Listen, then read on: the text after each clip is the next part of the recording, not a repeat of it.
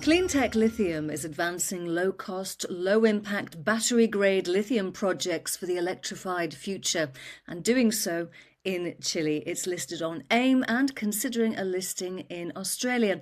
I'm delighted to be joined by the Chief Executive, Ignacio Mehech. So, Ignacio, talk to us about your lead project and what stage of development it's at. Hi, Sarah. First of all, a pleasure being here with you today.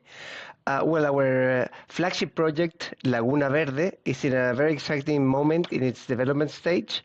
First, because we have been awarded what's in practice the first contract to a private company for a fully private exploitation project in Chile. So it means now we have the right to exploit and extract lithium in Chile through what is called a CTL, a Special Lithium Operations Contract, fully owned by the company with no state involvement.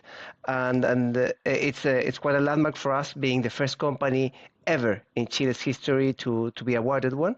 And also because we have released a few weeks ago the pre-feasibility study for the project, as well with very strong economics, both in CapEx and also an OpEx in the lowest quartile of the cost curve. So all in all, a very exciting time for CleanTech and our flagship project.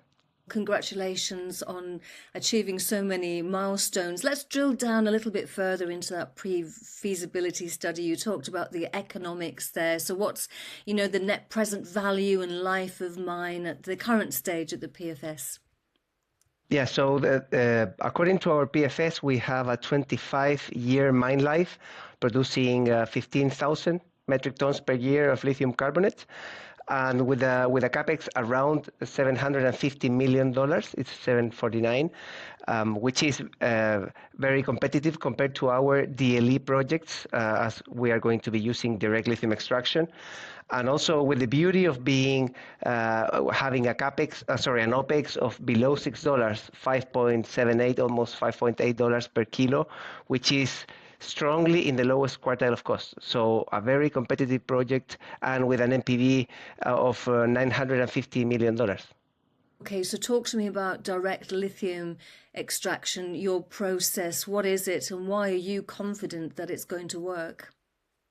Well, the DLE, or direct lithium extraction, is a concept. It is a concept where you recover selectively lithium out of the brine that you pump from the resource, and then you can re-inject or return that brine without lithium into the salar, therefore protecting the water balance in the watershed. And also, as you recover selectively lithium from other substances, it allows you to go into the downstream process and get to lithium carbonate more or cheaper and in a more efficient and effective way. And why do I feel confident about the technology? Just because we've been testing it for years. We, in the past, tested several DLE technologies, and we selected this one with Lanshan, the company we're working with, because of it's very effective in recovering the lithium from our brine.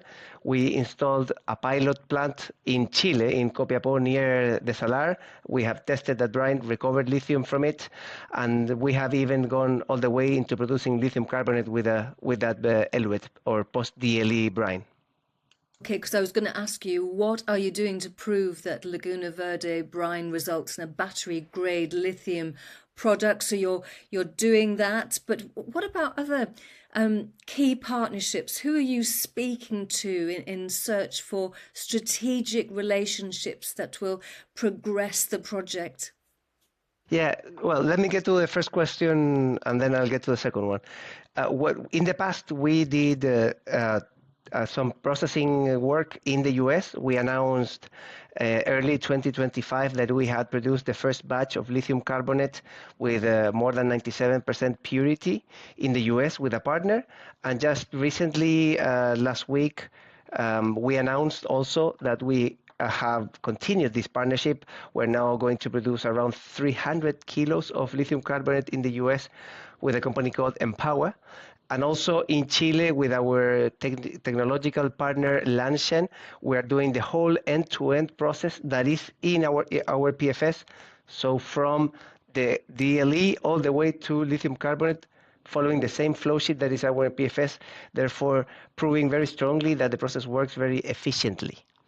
And then on the second question, which is a really good one, we have just announced also that we are going to begin the process to search for a strategic partner to develop the Laguna Verde project.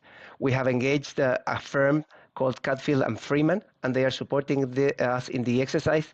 We believe there's going to be, and we've already seen, strong interest in the project. So we are talking about selecting the right partner more than looking for a partner.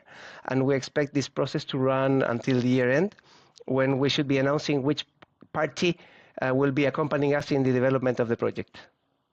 Okay.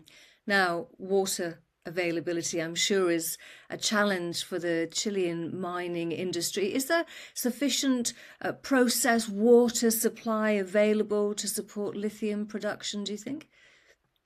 It's a very important question, because we know and we understand that how we produce lithium is as important as the lithium we are producing to empower the energy transition. And so we have taken a lot of care and worked a lot in reducing the water consumption in our project, and I can proudly say that at the moment we have around 90% of water recovery. That means we would be pumping around 5.6 liters per second of water from the basin to produce this 15,000 metric tons of lithium carbonate, and that is more than available in the area, and we'll be doing our best from here, PFS to DFS, to reduce that number even more, so to get as close as possible to water neutrality. Even more. You've been at the helm for a year now. Why do you think you were appointed, and what's the plan for the next 12 months? Is it even more? Of course, this is just the beginning. When I joined CleanTech, I said very clearly that I joined the company because I believed we had the opportunity to be the next producer in Chile after 30 years. And we've made concrete steps to get to that objective. First of all, the CEOL, this contract that I mentioned, the first one for a private company in Chile's history. Then releasing the pre-feasibility study numbers, which were committed. And now we are on to the next stage of development. I want to move on with the environmental impact study as soon as possible. That is the last permit that we would need to produce lithium, also to get to FID, and then also start working on the DFS, so we are ready for FID. And in parallel, we have two ongoing processes. One is the strategic partner search process that I mentioned earlier, and the second one is the planned dual listing in Australia, the ASX, which is in the first phase, and we expect to have more news about that during the third quarter of this year.